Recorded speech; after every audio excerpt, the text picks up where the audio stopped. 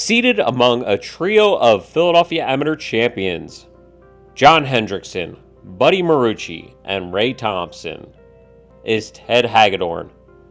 The quartet dines in between rounds of the 1969 Joseph H. Patterson Cup. And here comes John Dineski and sits down at our table. And we get introduced, and I was thrilled because John Dineski knew who I was. You know, he had read the papers. You know, we had great golf coverage back in those days, too. Years later, Hagedorn crosses paths with Marucci. He said to me, the best one-iron I ever saw hit was the shot you hit that day. That was many years before he played Tiger Woods in the finals of the U.S. Amateur. So I have every reason to believe that one-iron that he saw me hit had paled in comparison to many shots he's seen subsequently. These are recollections that reflect Hagedorn's presence in the Philadelphia golf landscape. A presence arisen at the age of 11 during the 1960 amateur final. I watched John Ginther play and beat Link Roden, and I just thought, wow, this is really cool. Hagedorn soon became a trendy name on the junior circuit. He qualified for the U.S. Junior Amateur in 1965 and 1966, represented Gap in the Williamson Cup both years, and finished as runner-up to Edward Marshall III in the 1966 Junior Boys Championship. It was like 98 degrees that whole week, and I might have been 150 pounds at the start of the week, and I was certainly a lot less, and Ed beat me. In 1969, Hagedorn medaled in the Philadelphia Amateur, edging the late great R.J. Sigel by a stroke. Andy Goldman drove Hagedorn to Cedar Brook Country Club, site of the championship, for match play the following day. Hagedorn defeated Goldman 5-4 in the round of 32. His ride home from Cedar Brook that day? None other than Hagedorn's round of 16 opponent, friend and future Gap Hall of Famer Dave Brookerson.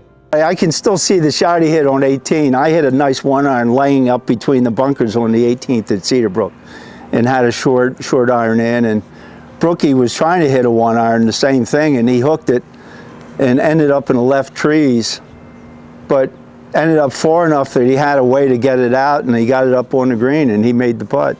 Putting woes put Hagedorn's competitive golf career on hold throughout the 1970s. The 1983 Philadelphia Team Championship, won by his old York Road home, renewed Hagedorn's confidence.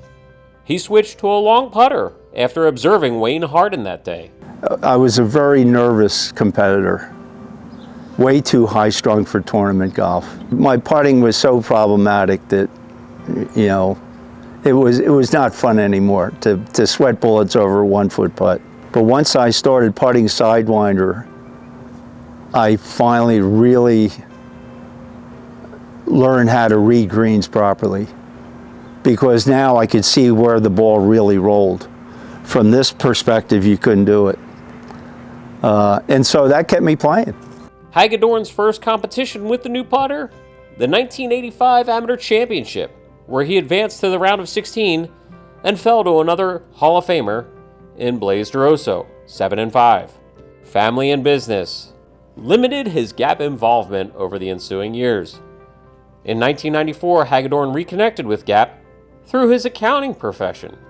I hired a bookkeeper who worked under my direction, but installed her at the Gap offices, and she handled all of the accounts receivable, accounts payable, and basic accounting duties.